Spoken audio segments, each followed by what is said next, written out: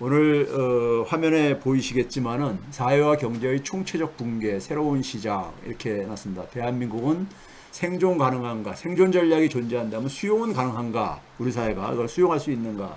이런 걸 가지고 한번 얘기를 하도록 하겠습니다. 먼저요, 지난주에 이제 그러니까 지난주 방송을 하고 나서 피치사가 세계 3대 신용평가 기관 중에 하나로 이제 그러니까는 얘기를 하고 있는, 사실은 뭐 그냥 주식회사입니다. 기관이라고 이렇게 우리가 흔히 표현들을 하는 언론들이 있는데 주식회사입니다. 미국 3대 신용평가사 중에 하나였죠. 3대 평가사 중에 하나는 피치가 이제 미국의 신용등급을 강등을 했죠. 한 등급을 이제 내렸죠. 그게 이제 그러니까 제가 방송에 나가서도, 그러니까 예를 들어서 홍사원의 경제쇼에 나가서도 좀 얘기를 했고, 신경질적 발작을 일으키고 있다. 미국 사회가, 미국의 엘리트들이 이런 얘기를 했는데, 그걸 다시 한번 좀 정리하도록 할게요. 지난주에 제가 했던 얘기들이 기억들 나시는지 모르겠어요. 집단 체면에 걸려 있다, 시장이. 지금 이런 표현을 했었잖아요. 지금 이제 우리가 지금 상황을 저는 이제 그러니까는 일관되게 쭉 얘기를 했죠. 일관되게 얘기를 한 게 뭐냐면 새로운 처음형 충격이다. 새로운 처음형 충격이다. 이건 이제 처음이라는 것도 새로운을 뜻하고 있는데, 새로운을 수식어로 씀으로써 그 처음의 의미를 좀 이제 부각시키기 위해서 이제 새로운 처음형 충격이라고 제가 이제 썼는데, 새로운 처음형 충격은 그런 거죠. 커다랗게 보면 두 가지죠. 우리가 이제 근대 산업문명 속에서 우리가 축적한 지식이나 지혜나 경험들이 있잖아요. 그것을 가지고 예측할 수 없는 어떤 사건들이 터졌을 때, 예측할 수 없는 사건들을 우리가 이제 새로운 처음형 충격, 혹은 우리가 예측은 되는데 거기에 대해서 그러니까 우리가 대응책을 만들지 못할 때, 그것도 하나의 충격이죠. 그렇죠? 후자 같은 경우에 대표적인 게 기후위기죠. 기후위기, 우리가 많은 사람들이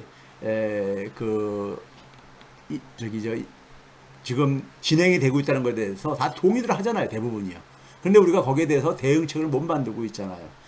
새로운 처음형이라는 용어를 제가 이제 만들어서 많이 써왔죠, 그동안에요. 제가 이제 뭐 말을 만든 건데, 근데 이제 이거를 가지고 이제 그러니까는 그 비슷하게 얘기하는 게 회색 코뿔소라는 게 있죠. 회색 코뿔소요. 우리가 이제 그러니까 검은 백조, 블랙스완이라는 용어도 있고, 여러 가지 이제 그러니까 이 동물들의 비유를 해가지고 상황을 비유를 하는데, 회색 코뿔소라는 용어도 있죠.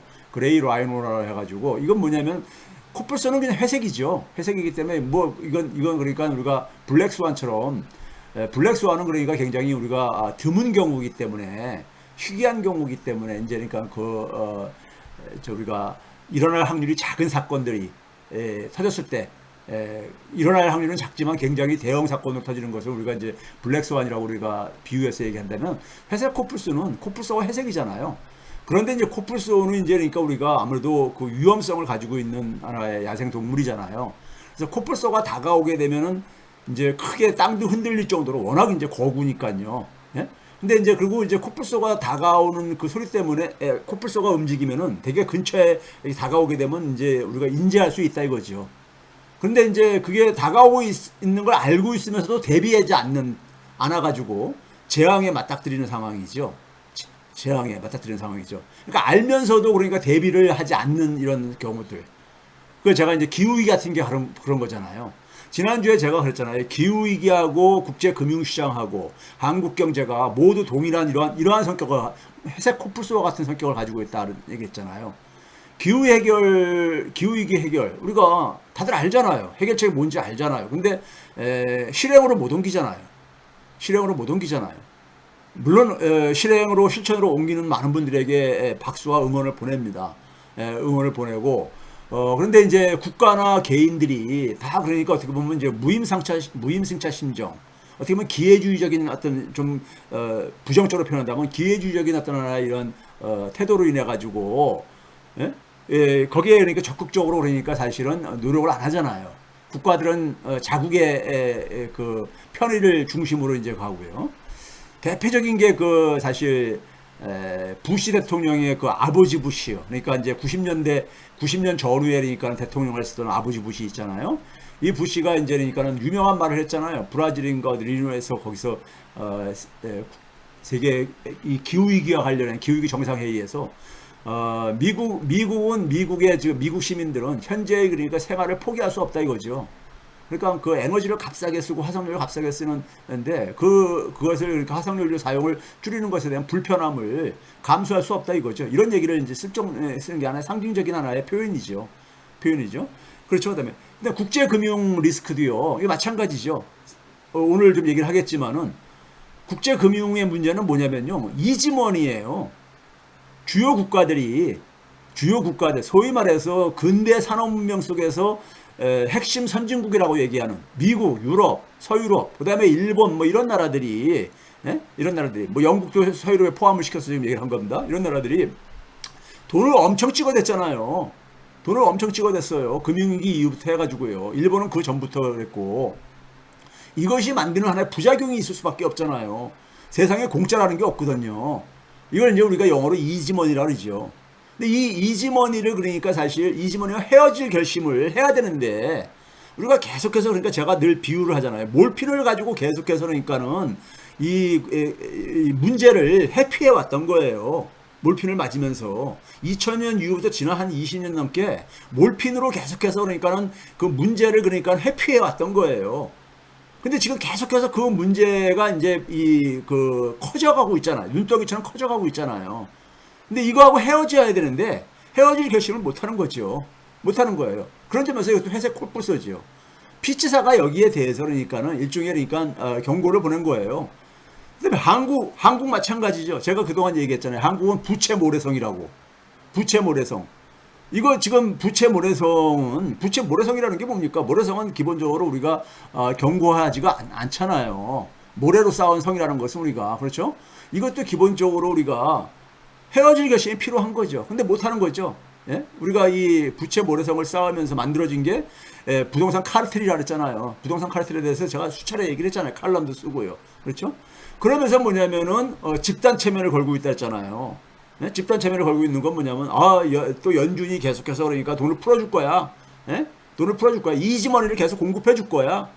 이렇게 이제 가는 거잖아요. 예? 그러면서 제가 이제 뭐냐면 작년부터 계속 얘기했던 것이 이번에는 그러니까 여러분들이 금융을 이해하려면은 미국채를 그러니까는 미국채에다 초점을 맞춰야 된다는 얘기를 제가 수차례 했잖아요. 미국채를요. 예?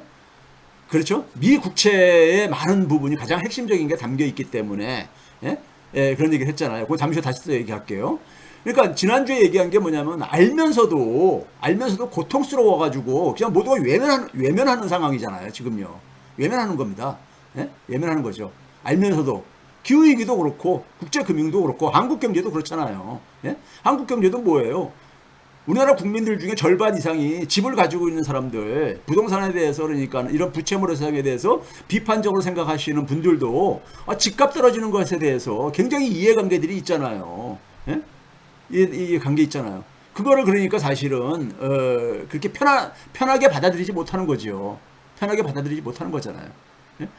자, 문제는 뭐냐면은 이걸 외면한다고 해가지고 고통이 사라지지 않는다는 점이고요. 언제까지 몰핀이 그러니까 해결책이 될 수 있겠냐 이거예요.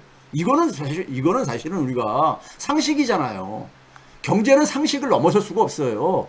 상식을 넘어서서 얘기하는 전문가들은요 다 사기꾼입니다. 제가 수십 년간 경제학 공부한 결론은요 사기꾼이에요. 예? 그런 점에서 상식의 범위를 벗어나지 않습니다. 예? 자, 아무리 전문적인 하나의 용어로 그러니까 그것을 도색을 하더라도 상식과 배치가 되는 것은 결국은 사기더라고요. 제가 수십 년 공부해 보니까요. 자, 세계 경제가요 금융위기 이후만 하더라도 그러니까 지난 15년간에 걸쳐가지고 세계 경제가 100조 달러 정도 됩니다. 100조 달러 정도 돼요. 근데 이거에 그러니까 한 50%를 차지하는 게 50%면 그러니까 한 50조 달러 정도 되는 거잖아요. 예? 이게 미국하고 유럽연합, 일본, 영국 이 국가들이 절반 정도를 차지하고 있는 겁니다. 절반 정도를요. 그러니까 명목 GDP로죠. 예? 명목 GDP로요. 우리가 구매력으로는 우리가 상당히 이 부분 차지하는 게 줄어들지만은 명목으로 우리가 물가 상승을 고려하지 않고 그냥 현재의 그러니까 우리가 달러 가치로 표현한 거예요. 이게 그러니까 한 50조 달러 차지해요. 50%를요. 근데 이 국가들이 쏟아낸 통화량이 무려 22조 달러입니다. 22조 달러면은 거의 그러니까 미국 GDP 규모인 거예요. 이 중에서 현재까지 환수한 규모가 한 4조 3천억 달러 정도뿐이 안 돼요. 그러니까 18조 달러 정도가 시중에 여전히 그러니까 이게 유통되고 있는 거예요. 예? 18조 달러가. 예? 이게 유통되고 있는 거예요. 그러면서 뭐냐면은 더 유통을 해주길 바라는 거야. 이걸 조금 이제 이렇게 회수를 했더니만은 그러니까 막 고통스러워 하는 거죠. 그러니까 몰핀을 그러니까는 이걸 중단을 하게 되면은 막 이제 그러니까는 그 이 약효과가 없어지면서 저거 하듯이 그러니까요. 비슷한 거죠. 예? 근데 몰핀을 그러니까 우리가 끊어야 된다는 것은 다 인정을 하잖아요. 인정을 하는데, 예? 그거를 그러니까 인정하면서도 이제 그러니까는 이게 저기 그 고통스럽게 그러니까 건강하게 체질을 바꾸는 것이 고통스럽잖아요. 힘들잖아요. 예? 힘들잖아. 그러니까 그거를 그러니까 외면하고 싶은 거야. 그냥 쉽게 가고 싶은 거죠. 쉽게. 그래서 피치가 신용등급 강등 후에 미국의 엘리트들이 집단적으로 제가 볼 땐 집단적으로 발작 현상을 제가 유일하게 이런 표현을 썼습니다. 집단적으로 발작 현상을 보이고 있다. 예? 신경질적으로 발작 현상을 보이고 있다. 이런 표현을 쓰는 사람 못 들어봤죠? 저는 있잖아요. 미국 경제사를 공부한 사람입니다. 그래서 미국사에 대해서 일반인들보다 조금 더 아는 사람이에요. 제가 홍사원 경제쇼에서 얘기를 했듯이요. 얘기했는데 미국 엘리트들은 미국의 이익에 대해서는 한 목소리를 낸다. 특히 미국의 대외적인 이익에 대해서. 이건 사실은 보수층들의 그러니까는 서구 근대 보수층들의 공통된 특성이지요. 서구 근대 보수층들의 공통된 특성이지요. 그러니까 자기들끼리 안에서 그러니까 누가 더 많이 가질 것이냐 가지고는 싸움을 하더라도 대외적인 그러니까는 이익에 대해서는 공동체 이익에 대해서는 한 목소리를 내지요. 한 목소리를 내요. 이게 미국 보수하고 한국의 매판적인 보수하고 차이예요. 예? 걔네들은 뭐냐면 식민지 경험을 안 가졌었거든. 안 가졌기 때문에. 예? 근데 이 미국의 이익에 대해서 미국의 이익은 기본적으로 그러니까 전체 그러니까 우리가 이거 언론도 그렇고 학계도 그렇고 월가도 마찬가지입니다. 예? 월가도 마찬가지야. 그러다 보니까 피치가 이제 그러니까 이걸 했을 때 왜 발작을 일으켰냐면요.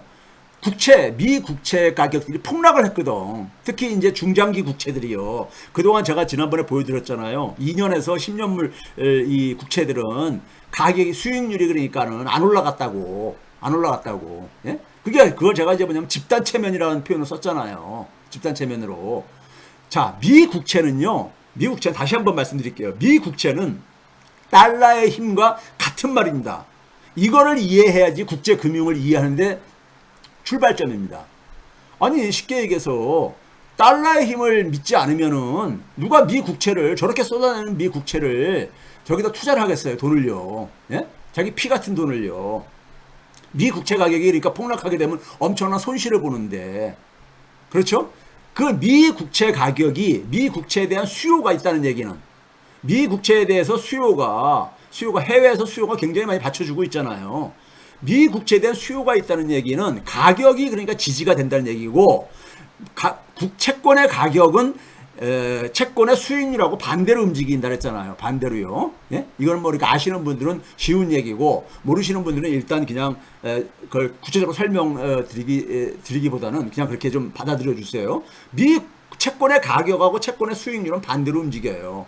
그러니까 채권의 가격이 올라가게 되면은 그만큼 그러니까 나중에 그 만기했을 때 차익이 줄어들기 때문에 수익률이 줄어드는 겁니다. 쉽게 얘기해서 채권의 수익률은 시장의 금리거든요. 시장 금리의 기준입니다. 더군다나 국채라는 것은요. 더군다나 미국 국채라면 전 세계의 시장 금리의 기준이 되는 거죠. 근데 미 국채의 중장기 국채 수익률이 급등을 했어요. 10년물 수익률은 고용지표 발표되기 전까지만 하더라도 4.2%까지 도달했었어요. 일시적으로요. 4.2%까지요. 지난해 10월 이후에 처음 있는 일이죠.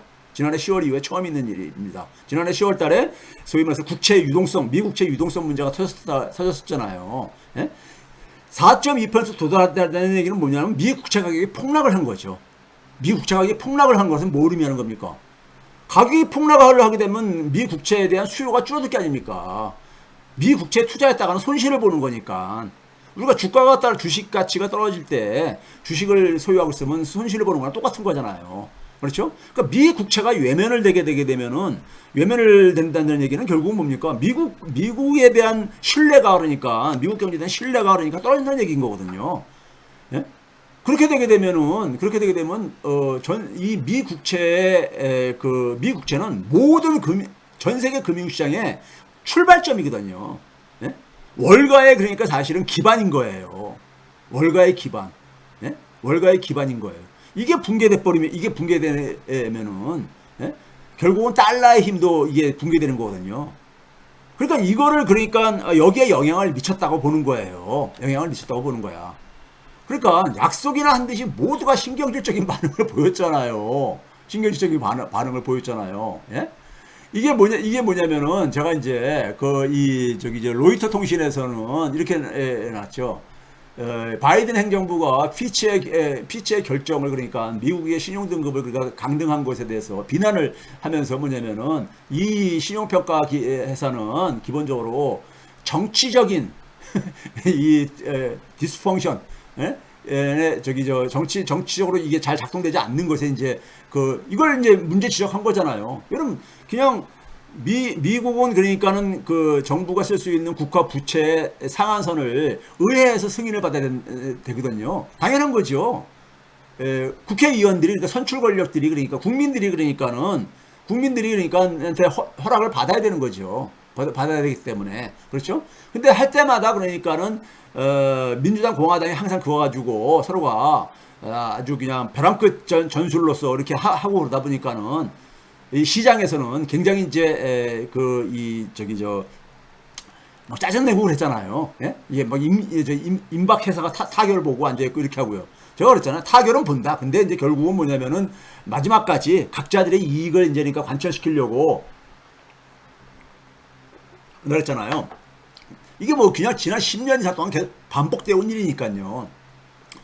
근데 이제 문제는 뭐냐면 더 근본적인 것에 대해서 질문을 던진 거예요. 근데 이제 옐런부터가 이제 반응이 뭐라고 했습니까? 옐런이 뭐냐면은, 전적으로 이거는 그러니까는, 이 합당한 게 아니다. 이거는 그러니까 아주 뭐 점잖게 표현을 했지만은 굉장히 그러니까는 비난을 한 거예요. 네? 미국 경제의 힘을 그러니까는, 이걸 부정을 했다 이거죠.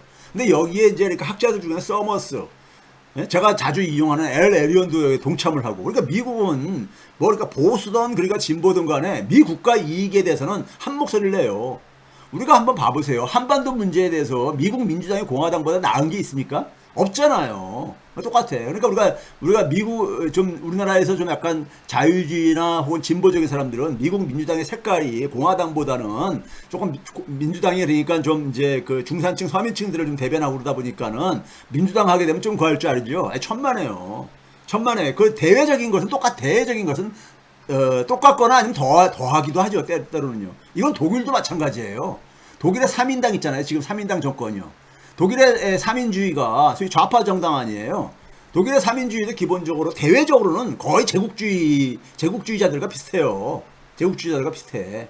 그러니까 국내 문제에서 그러니까 서로가 계급적인 그러니까 하나의 이해 충돌이 있을 뿐이지 대외적으로는 다 국가 이익을 위해서 그러니까 자국의 국가 이익에 위해서 이 입장을 갖고 있는 것은 공통적입니다. 미국은 더군다나 뭐냐면요, 엘리트들 간의 이 커뮤니케이션이 굉장히 그러니까는 활발합니다. 미국과의 이익을 그러니까 가기 위해서. 예? 그래서 여기에 보게 되면 뭐 그러니까 서머스, 폴 크루그만, 뭐 제이슨 펄만은 그러니까 지금 바이든 행정부의 경제자문위원회 부의장으로 있나요? 예, 하버드 교수 출신이죠. 근데 이 사람 전부 다들 나서가지고 심지어 뭐냐면 월가의 대변자 역할을 하는 JP 모간의 제이미 다이아몬드도 그러니까 뭐라 했습니까? 리디큘러스하다 이거. 이게 웃기는 얘기다 이거예요. 그러니까요. 예? 근데 별 문제가 되지 않을 거다 그랬잖아요. 문제가 되지 않을 건데 왜 이렇게 신경질적인 반응을 보여요? 그냥 가만 놔두지 무시하면 될 거지. 예? 문제가 되지 않으면은 이렇게 반응 보일 필요가 없는 거잖아요. 예? 반응 보일 필요가 없는 거잖아. 근데 이렇게 한 목소리로 전부 다 집단적으로 발작을 일으킨다는 얘기는 어저께 보니까는 사모펀드 중에서 규모가 큰 블랙스톤의 CEO만이 그러니까는 자기는 피치의 결정을 그러니까는 이해를 한다던가 아니면 뭐 이렇게 했던가 이렇게 표현을 했어요. 그 마땅히 보내야 되는 경고다. 신용평가에서 뭐 이런 식의 그나마 좀 이제 합리적인 얘기를 한 게 그 정도더라고요. 자, 그럼 이런 평가를 왜 했느냐 했다는 얘기는 아까 얘기했듯이 미 국채 가격이 지금 그 금리를 연준이 빠르게 인상하는 과정 속에서도 가장 그 영향이 큰 시장 금리에 영향을 큰 중기 2년물부터 1년 이상부터 그러니까 10년 1년 이상부터 그러니까 우리가 많이 시장에서 우리가 자금을 거래할 때 적용하는 금리가 바로 이 중장기 금리란 말이에요. 여기에 그러니까는 그 기초가 되어지는 미국채. 그래서 우리가 2년물부터 10년물까지 수익률을 보게 되면 수익률이 갑자기 쫙 올라가 버린 거야. 예? 국채가 여기 폭락한 거야. 그래서 그런 거예요. 그래서 여기에 영향을 미쳤다 이거죠. 자기들이 그동안에 1년 넘게 아주 조심스럽게 관리해오고 이 지금 이 상황을 넘어가는 상황 속에서도 달러의 힘은 계속해서 그러니까 잘 유지 관리하는 게 지금 초미의 관심사인데 초미의 관심사일 게 아닙니까? 예? 미국에 있어서 가장 중요한 힘은 뭡니까? 달러 찍어낼 수 있는 힘이잖아요. 달러의 힘에 대해서 그러니까 기본적으로 불신을 갖게 되면은 이거는 아주 그냥 대지진이거든요. 대지진입니다. 자, 미국의 장기 미국 신용 강등의 의미는 제가 얘기했듯이 달러 힘의 유지를 위해 가지고는 미국의 그러니까 엘리트들은 다 한 목소리예요. 이걸 성공적으로 통제했던 거잖아요. 달러의 힘을 잘 관리한 것을요. 근데 여기에 찬물을 끼얹었다 이거야. 찬물을 끼얹었다 이거야. 그러니까 이렇게 신경질적으로 집단적으로 반응을 일으킨 거예요. 예? 반응을 일으킨 겁니다. 예? 그래서 이제 한 건데 피치는 근데 이건 사실은 피치가 한 것은 당연한 결정이에요. 당연한 결정이라고. 네? 당연한 결정이에요. 자, 이거 제가 보여드렸었죠. 미국의 기준금리를 보게 되면은 금융위기 직전에 비해 가지고 이게 파란색이 금융위기 직전이고 주황색이 그러니까 이번에 그러니까 금리 지난해 3월 달부터 금리 인상 저건데 출발점은 그러니까 이번이 금리가 더 낮았지만은 제로 금리였었으니까 0에서 0.25%. 그러다가 지금 5.5까지 올라간 거 아닙니까? 그렇죠? 그래서 쭉 이제 그러니까 올라가다 보니까 금융위기 직전보다 그 인상폭이 더 커진 거 아닙니까? 기준금리는요. 그럼 기준금리가 올라가면 시장금리도 올라가야 되는 게 상식적인 거잖아요. 상식적인 거잖아요. 그런데 시장금리에서 그러니까 우리가 가장 중요한 중장기 금리는 안 올라갔다 이거예요. 제가 그랬잖아요. 이게 2년물 수익률 지난주에 보여드린 거죠. 지난번에. 예? 팬데믹 이후가 이제 파란색입니다. 빨간색이 금융위기 직전이고. 예? 근데 제일 위에 수준을 봐보세요. 여전히 그러니까는 5% 밑에 형성되고 있잖아요. 그렇죠? 금융위기 직전에 5%를 넘어섰었는데, 그렇죠? 자, 3년물도 마찬가지죠. 3년물은 더 낮죠. 3년물은 더 안 올라가고 있잖아요. 네? 3년물은요. 그러니까 미 국채 2년물, 3년물 이거에 대한 수요가 굉장히 많거든요. 미국 연방정부가 많이 발행한 채권이에요. 2년물, 3년물 이 국채가. 근데 그게 그 가격이 그러니까 높게 유지가 돼야지만이 시장에서 그 미국채에 대한 투자를 할 게 아닙니까? 투자를 해야지 미국 정부는 미국채를 마음 놓고 발행할 게 아니에요. 이게 발행을 해도 그러니까 시장에서 안 사주면은 투자자가 없으면은 자금 조달을 할 수 없잖아요. 미국 정부가요. 예? 그렇죠? 그러니까 미국채 가격이 안정적으로 유지가 돼야 되는 거예요. 5년물 같은 경우는 더 하잖아요. 5년물 같은 경우는 거의 1%포인트 그러니까 이상 금융위기 직전에 비해서 낮잖아요. 그렇죠? 7년물도 마찬가지고요. 10년물은 뭐냐면 한 번도 그러니까는 제대로 그러니까는 금융위기 직전을 수준을 넘어간 적이 없었다 그랬잖아요. 그렇죠? 그러니까 피치가 보낸 건 뭐냐면은 자, 지금 미 국채는 정상이 아닌 상태라 이거예요. 정상이 아닌 상태라 이거야. 예? 피치는 뭐냐면 나는 경고했어 분명히. 예? 회색 코프소가 지금 오고 있다고 경고해서 이걸 얘기하는 거예요 지금요. 예? 이거 자기들이 해야 될 일이 이 역할이잖아요. 신용평가회사들이. 그러니까 재정의 시한폭탄 시계가 안 들리냐 이거예요. 이게 지금 째깍째깍 하고 있는데 월스트리트에서 그러니까 월스트리트 저널에서 그런 표현을 썼더구만. 미국의 그러니까 재정 타임 시한폭탄이죠. 재정 시한폭탄이 그러니까 점점 심지어 그러니까 더 크게 들린다 이거예요. 그러니까요. 예? 크게 들린다 이거예요. 그러니까 피치는 그러니까는 이걸 그러니까는 자기는 경고를 그러니까는 자기는 해야 되는 게 자기의 역할인 거야. 그렇죠? 그 회색 코프소가 오고 있는데 이걸 어떻게 얘기를 안 해? 예? 이걸 얘기를 안 하냐 이거. 자기 이거 얘기 안 하면 신용평가사들이 그 신뢰를 잃어버리잖아요. 신뢰를 잃어버리는 거잖아. 그러니까 할 수밖에 없는데, 근데 여기 집단적으로 여기에서 그러니까 신경질적으로 그러니까 반응을 일으킨 거예요. 자, 원인은 뭡니까요? 원인은 미 국채가 그냥 폭발적으로 증가하는 거야. 발행이요. 그러니까. 예? 이게 2018년부터 6월달 기준으로 해서요. 6월 1일 기준으로 해서 2018년부터 2023년까지 쭉 그러니까 변한데, 금융위기 때도 많이 증가했지만은 팬데믹의 상황에서 엄청나게 발행을 많이 했잖아요. 팬데믹 상황에서 어느 정도가 했습니까요? 한 8조 달러 정도 그러니까 찍어낸 거야. 국채를요. 8조 달러 정도. 이게 8조 달러가 이게 그러니까 이게 애 장난입니까? 그렇죠? 8조 달러를 찍어낸 거야. 그러다가 지난 1년간을 한번 봐보세요. 지난 1년간을 보게 최근 상황을 보게 되면은 얼마나 끔찍하냐면요. 지난 1년 동안에, 그러니까 2022년 6월 1일부터 올해 6월 1일까지 국채 발행액이 1조 달러가 조금 넘습니다. 1조 한 300억 달러가 조금 안 돼요. 1조 266억 달러로 돼 있잖아요. 그런데 최근에 2개월 동안에 7월 8월 달 동안에 두 달 동안에 얼마가 국채가 발행됐냐면요. 1조 1318억 달러가 발행됐어요. 그러니까 작년 6월 달부터 올해 6월 달까지 발행된 국채보다 더 많이 발행된 거야. 올해 최근 2개월 동안에요. 예? 이게 정상이냐고요. 이게 정상이냐고요, 이게. 예? 이거에 대해서 그러니까는, 이거에 대해서 많은 사람들이 월가에서도 이거에 대해서 문제는 얘기를 해. 그런데 그냥 뭐 얘기하는 걸로 끝이는 거지. 예? 그 집단적으로 자기 체면들을 걸고 이렇게 지금 지내고 있는 거예요. 예? 이렇게 하고 있는 거야. 근데 그 결과는 뭐냐면, 이게 뭐냐면은, 연방정부가 국채를 발행했으니까 이자 지급을 해야 될 게 아닙니까? 이자 지급을요. 예? 근데 금융위기 때는 이게 엄청나게 국채를 발행을 했어도 이자 지급액이 많이 안 증가했어. 왜? 금리가 워낙 낮았잖아요.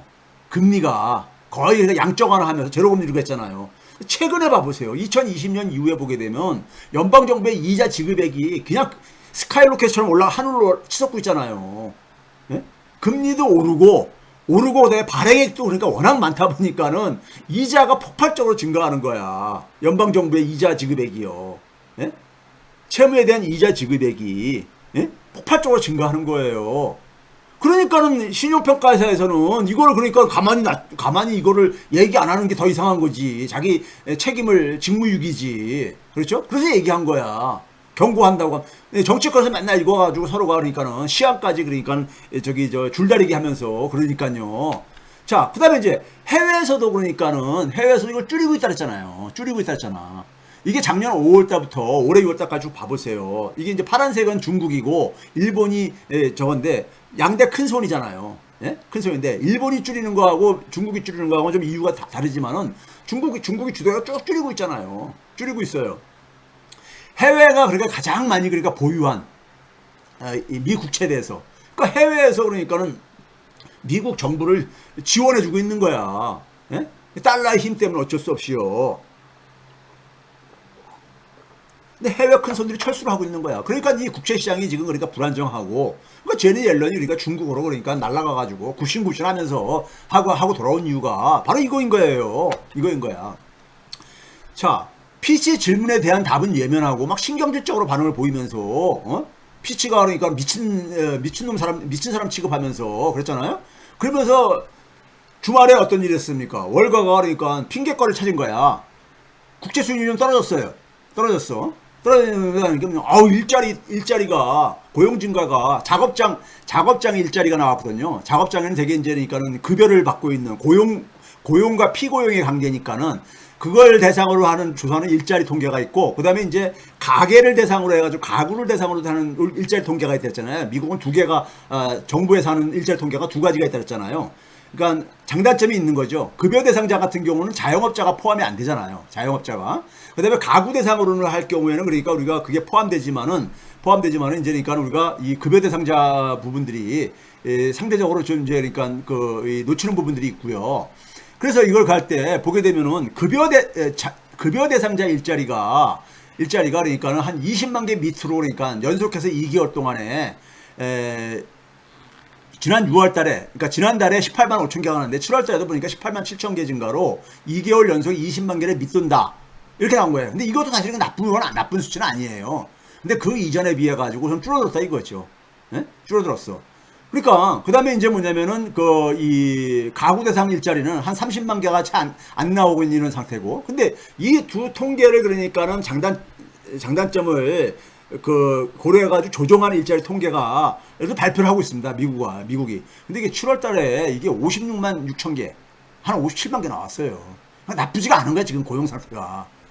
그런데도 뭐냐면은, 일자리가, 일자리가 좀 증가 폭이 좀 줄어들었다. 이런, 자기 그 변명을 찾는 거죠. 그러니까, 경제가 그러니까 굉장히, 천천히 식고 있는 거다. 경기가 식고 있는 거다. 뭐 이런 식의 이제 그러니까 경기가 식는다는 얘기는 연준이 그러니까 금리 인상을 이제 그러니까 그만하고, 이런 거잖아요.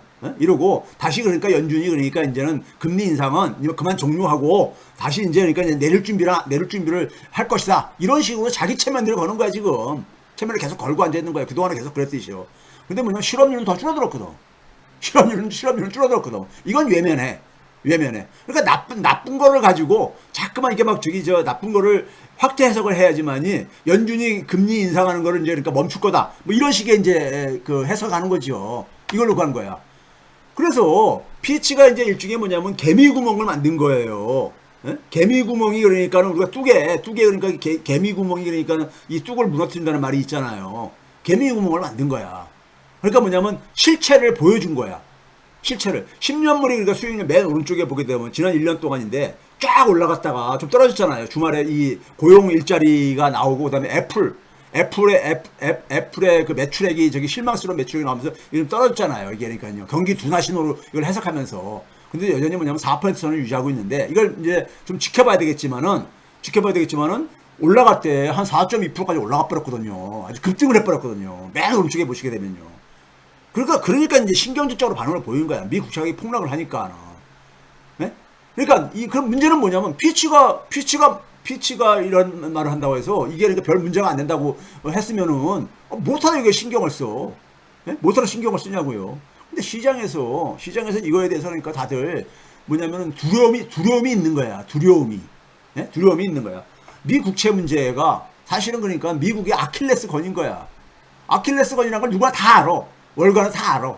아는데 그거를 그러니까 예면하면서 그러니까 그거 별 문제 없어. 계속해서 그러니까는 연준이 그러니까 돈 풀어서 안정시킬 거야. 뭐 이런 식의 그러니까 집단 체면을 걸고 앉아 있는 거예요. 계속해서 몰핀 주입해 줄 거야. 뭐 이런 거죠. 이건 5년물이고요. 5년물도 쫙 올라갔다가 또 좀 떨어졌잖아요. 그렇죠? 이건 이제 그러니까 2년물이고. 자, 그러면 이제 문제는 뭐냐면요. 피치가 지적한 건 뭐냐면은 미국채라는 건 뭡니까? 미국이 그러니까 결국은 뭐냐면 돈 쓸 일은 많은데 그걸 계속해서 빚을 내는 거잖아요. 그렇죠? 그런데 빚을 내지 않고 하는 방법이 있잖아요. 뭐예요? 부유층들한테 세금을 많이 거두면 돼. 세금을 거두면은 그러니까 국채 발행 안 해도 되는 거잖아요. 달러 힘을 그러니까는 제대로 지키고 싶으면은 불평등을 치유하면 돼요. 미국이 있잖아요. 70대까지는 제가 늘 얘기를 했잖아요. 미국이 그러니까 우리가 60년대는 소득세율 최고 구간이 91%까지 올라갔었습니다. 91%까지. 법인세율도 50%가 넘었었고요. 70년대까지도 한 70% 됐었죠. 소득세율이요. 그러다가 레이건 때부터 이걸 뭐 쫙 내린 거 아닙니까? 제가 그랬잖아요. 금융자본이 굉장히 탐욕적이라고. 그러니까 부유층들이 소위 말하는 노블리스 오블리자가 없어져 버린 거야. 그러면서 뭐냐면 돈 쓸 일은 잠깐만 증가하고 있고, 그 다음에 뭐냐면 군비 경쟁은 또 열심히 하잖아요. 미국이요. 그러니까 미국의 국가 부채가 계속 증가한 거야. 그걸 차입을 통해서 한 거죠. 근데 정부가 돈 쓸 일이 있으면은 세금을 걷어서 해야지. 그게 정식인 거잖아요. 세금을 걷어서 해야 되는 거지. 그 세금은 누가 내야 되는 거야? 부유층들이 내야 되는 거죠. 이게 지금 뭐냐면요. 미국의 가계 자산들의 표입니다. 이게 뭐냐면 올해 1분기 3월 말 기준으로 메루에브 0.1%의 순자산이 가구당 평균 있잖아요. 가구당 평균 보게 되면 이 0.1%의 순자산이 18조 달러입니다. 18조 달러. 0.1%가 전체의 한 13% 차지하고 있어. 전체. 근데 하위 50%는요 3조 4천억 달러뿐이 안 갖고 있어. 순자산이요. 하위 50%가 0.1%보다도 500배가, 가구 숫자는 500배가 더 많은 거잖아요. 500배가 많은 미국 가계가 상위 0.1%보다도, 예? 상위 0.1%도 얼마나 15조 달러 정도 더 적게 자산을 갖고 있는 거예요. 자산 불평등이 너무너무 심한 거야. 미국도. 한국은 이거보다 더 저리가라 할 정도고요. 예? 그럼 이들이 그러니까 세금을 낼 여력이 있잖아요. 근데 세금을 안 내는 거야. 내기 싫은 거야. 예? 그 다음에 지난 30년 동안, 90년부터 이 순자산의 증가 속도를 보게 되면요. 순자산의 증가 속도를 보게 되면 가구당 하위 50%보다 상위 0.1%가 증가 속도가 3064배야. 3064배나 빠르게 증가했어요. 예? 요 한 30년 동안에 0.1%는 16조 2천억 달러가 증가했는데 하위 50%는 2조 6천억 달러뿐이 안 증가한 거야. 이 30년 기간 동안에. 그러니까 자산이 엄청나게 불평등한 거예요. 예? 이런 불평등 속에서 자산가들이 공동체를 위해서 자기 역할들을 해야 되는 거잖아요. 근데 이들한테 세금을 징수 안 하잖아. 세금을 징수 안 하고 뭐냐면 정부가 뭐냐, 이들이 되게 혜택을 보는 게 뭡니까? 달러 힘 때문에 혜택은 다 보는 사람들이야, 이 사람들이, 부유층들이. 예? 그래 놓고 나서 뭐냐면 세금은 내기 싫어하는 거야. 예? 내기 싫어하고 국가는 뭐냐면 그거를 계속해서 부채를 빚을 내는 거죠, 빚을. 그게 미국채 문제의 본질인 거예요. 본질인 거야. 부유층들의 탐욕과 책임 회피의 결과물이 오늘날 미국채 문제인 거예요. 예? 그럼 미국채가 지금 위험하다. 이거 그냥 경고한 거 정도야, 피치가. 근데 그거 가지고 뭐 신경질적인 발작을 일으켜. 예? 거기에 그러니까 미국에 그러니까 다행히 스티글리츠는 침묵을 지키고 있더라고요. 우리나라에서 그래도 진보적인 경제학자로 알려진 스티글리츠는요. 뭐 별 얘기가 없어요. 요새 그 사람이 잘 안 보이던데 건강이 안 좋으신 건지 하여간 그런 상황이고. 근데 뭐 크루그만 섞어 뭐 서머스 섞어 이게 이제 민주당 쪽 사람이거든요. 원래 성향들이. 근데 전부 다 그러니까 막 발작적인 증세를 일으키고 앉아 있잖아요. 예? 발작적인 증세를 일으키고 있잖아. 예? 이제 그런 점에서 그러니까는 이 미국에 그러니까는 미국은 이 돈이 그러니까 돈을 숭배하는 나라거든. 예? 오죽하면 그러니까 미국에선 그러니까 미국의 이익은 비즈니스가 그러니까 미국의 이익에 저거라고 얘기를 하듯이요. 그런 얘기를 하거든요.